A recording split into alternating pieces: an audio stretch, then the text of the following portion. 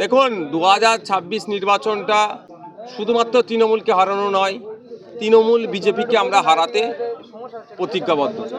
তাই বিজেপি তৃণমূলকে হারাতে গেলে শুধু লেফট ফ্রন্ট, সিপিএম বা কংগ্রেস ব্যাপার নয়, আরও যে সমস্ত রাজনৈতিক দলগুলো আছে সকলকে সাথে নিয়ে ঐক্যবদ্ধভাবে যাতে বিজেপি তৃণমূলের বিরুদ্ধে আমরা ঐক্যবদ্ধ লড়াই করতে পারি, তার চেষ্টা আমরা চালাচ্ছি। আমাদের যেটা বলা সেটা রাজ্য কমিটি বলবে, সব দিক বিবেচনা করে সিদ্ধান্ত নেবেন। এবং আমাদের পার্টিতে একটা বিষয় সিদ্ধান্ত আছে, সেটা হচ্ছে যে বিজেপি এবং তৃণমূল দুটি শক্তি বিপজ্জনক শক্তি। এই দুটো শক্তির বিরুদ্ধে সমস্ত ধর্মনিরপেক্ষ, বাম গণতান্ত্রিক, ধর্মনিরপেক্ষ, জাতীয়তাবাদী সমস্ত শক্তিকে একত্রিত করে বিজেপি তৃণমূলকে হারাবার জন্য আমাদের লড়াই করতে হবে। এটা আমাদের একটা পার্টিতে সিদ্ধান্ত আছে। এইবার সেইটা পরিস্থিতি বিবেচনা করে রাজ্য কমিটির সিদ্ধান্ত যেটা নেবেন সেটাই আমরা মেনে চলব। যেভাবে শাসকের স্বৈরাচারী সরকার চলছে, কারণ ও অভিযোগটা করছে, একাধিক মানুষ অভিযোগ করছে এই সরকারের বিরুদ্ধে, এবং তৃণমূল বিজেপিকে হারাতে গেলে তো একেবারে ঐক্যবদ্ধভাবে জোট হওয়ার দরকার। এটা সবাই জানে যে দুটো শক্তি পশ্চিমবাংলায়, সর্বভারতীয় ক্ষেত্রে বিজেপি একটা শক্তি, চরম সাম্প্রদায়িক ফ্যাসিবাদী শক্তি, এবং তৃণমূল। আর পশ্চিমবাংলার ক্ষেত্রে সেই বিজেপি এবং তৃণমূল দুটো শক্তি, যেটা তৃণমূল হচ্ছে দুর্নীতিগ্রস্ত,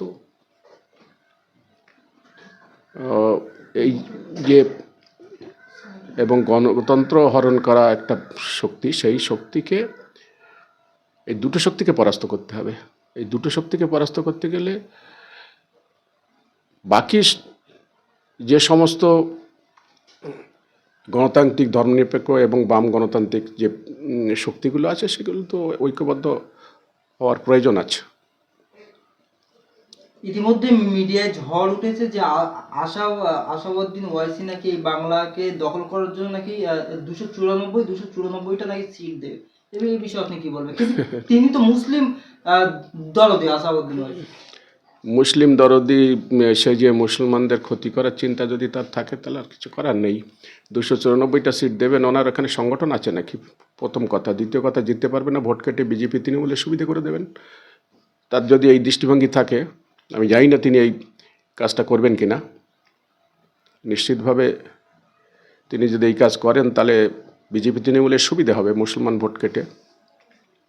তা সে কাজটা তিনি করতে চাইলে তাতে মুসলমানদের লাভের থেকে ক্ষতি বেশি হবে। কারণ যাদেরকে পরাস্ত করার প্রয়োজন রয়েছে তারা সুবিধা পাবে। আরএসএসের প্রধান তিনি বলছেন পশ্চিমবাংলায় 2026-এ লড়তে চলেছে। এই নিয়ে আপনার কি বলবেন? আরএসএস তাদের তো ঘোষিত নীতি, তারা হচ্ছে হিন্দুত্ববাদী শক্তি। তারা তো পরিষ্কার তাদের ঘোষণা যে আমরা হিন্দু রাষ্ট্র, হিন্দু, হিন্দি, হিন্দুস্তান, এই স্লোগানে তারা বিশ্বাস করে। এবং বাকি যে সম্প্রদায়গুলো আছে তাদের বিরুদ্ধেই তাদের মূল লড়াই। তবে এটা একটা বিষয় পরিষ্কার, সেটা হচ্ছে সব হিন্দু তো আর আরএসএস বা বিজেপিকে সমর্থন করে না। প্রচুর মানুষ আছেন, হিন্দু সম্প্রদায়ের মানুষ আছেন যারা গণতন্ত্রে বিশ্বাস করেন, ধর্মনিরপেক্ষ চরিত্রের মানুষ। তারা বিজেপির এই ধর্মীয় ফ্যাসিবাদী নীতিগুলোকে তারা মানেন না। তাই উনি যা বলেছেন, মোহন ভাগবত সাহেব যা বলেছেন, সেটা কোনোদিনই সফল হবে বলে আমি মনে করি না। বাংলায় এত দল থাকতে যে বাংলার উপরে এত চর্চা কি জন্য? যে বাংলায় কি এমন জিনিস আছে, সমস্ত রাজনীতিক দল বলছেন বাংলায় যাব, এ নিয়ে কি মন্তব্য করবেন? স্বাভাবিকভাবে তো আমরা সারা ভারতবর্ষ জানেন যে বাংলা আজ যেটা ভাবেন সেটা কালকে ভাবেন সারা ভারতবর্ষ। অর্থাৎ বাংলা স্বাধীনতা আন্দোলন থেকে শুরু করে সমস্ত গণতান্ত্রিক প্রক্রিয়া বাংলার থেকে শুরু হয়েছে এবং এখানে গণতন্ত্রের পীঠস্থান বলা যায়। এটা কাজী নজরুল ইসলাম, রবীন্দ্রনাথ ঠাকুর, বঙ্কিমচন্দ্রের, স্বামী বিবেকানন্দের বাংলা। এখানে এছাড়াও অসংখ্য মনীষীরা যারা স্বাধীনতার জন্য লড়াই করেছেন, কবি সাহিত্যিক থেকে শুরু করে দুই বাংলা ওপার এপার বাংলার প্রচুর উভয় সম্প্রদায়, হিন্দু মুসলিম উভয় সম্প্রদায়ের প্রচুর মনীষী জন্মগ্রহণ করেছেন। তারা এই বাংলাকে একটা উন্নত বাংলায় পরিণত করার জন্য তারা আপ্রাণ চেষ্টা করেছেন এবং গণতন্ত্রের পীঠস্থান এই বাংলাকে নানাভাবে সবার লক্ষ্য এটার দিকেই থাকবে, এটাই স্বাভাবিক। কেউ বাংলাকে ভালো চাইবে, কেউ বাংলাকে ক্ষতিগ্রস্ত করতে চাইবে। মানুষ তার রায়ের মাধ্যমে বাংলার ঐতিহ্যকে রক্ষা করার জন্য মানুষ তার যে কর্মসূচি এবং যেটা তাদের করণীয় সেটা বাংলার মানুষ করবেন। এই পশ্চিমবাংলায় সিপিএম এর অনেকটাই কিন্তু ভোট রয়েছে, সেই হিসেবে দেখা যাচ্ছে যে এখনো বামপন্থীদের অর্থাৎ আপনাদের সেই হিসেবে কোনো প্রোগ্রাম দেখছি না, মিটিং মিছিল দেখছি না আমরা, কি কারণে? এই সময় আমাদের এই বছরটা আমাদের সম্মেলনের বছর, প্রতি 3 বছর অন্তর সম্মেলন হয়। এখন সম্মেলনের প্রক্রিয়া চলছে।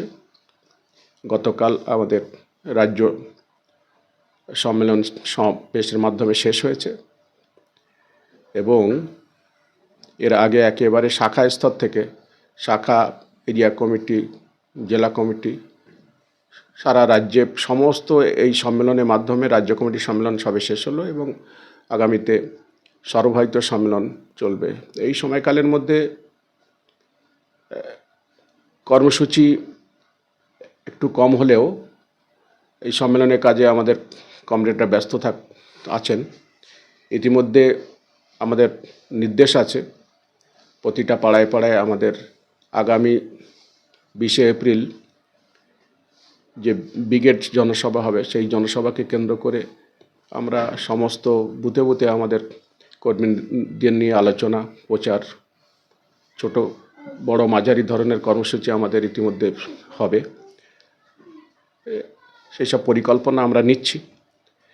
নিশ্চিতভাবে ব্রিগেডকে কেন্দ্র করে আবার আপনারা দেখতে পাবেন সারা রাজ্য জুড়ে বিভিন্ন গণ আন্দোলন থেকে শুরু করে ছোট বড় নানা কর্মসূচির মধ্য দিয়ে আমরা আগামী ব্রিগেড সমাবেশকে সফল করব।